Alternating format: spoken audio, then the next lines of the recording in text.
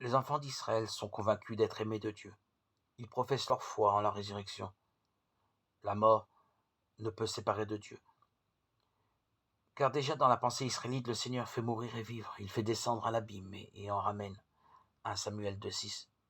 Pourtant, les Sadducéens, proches du grand prêtre, Acte 5,17, nient cette foi en la résurrection, cherchant à démontrer l'absurdité de cette croyance. Certains d'entre eux interpellent Jésus avec un cas d'école. La loi du Lévira autorise un homme à épouser sa belle-sœur lorsqu'elle est veuve et sans enfant, afin de susciter une descendance aux défunts. Deutéronome 25,6. Cette question des Sadducéens révèle une certaine conception de la résurrection qui correspondrait à une réanimation du corps, une vie nouvelle comme simple continuation de la vie terrestre. Jésus apporte une réponse claire. Celles et ceux que Dieu ressuscite ne connaissent plus la mort, et cette immortalité supprime la procréation. Ils sont semblables aux anges.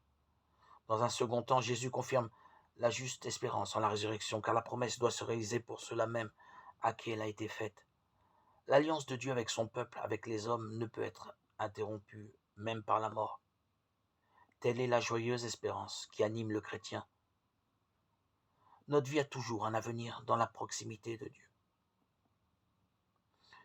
Dieu Tout-Puissant, toi qui es bon, rempli de miséricorde,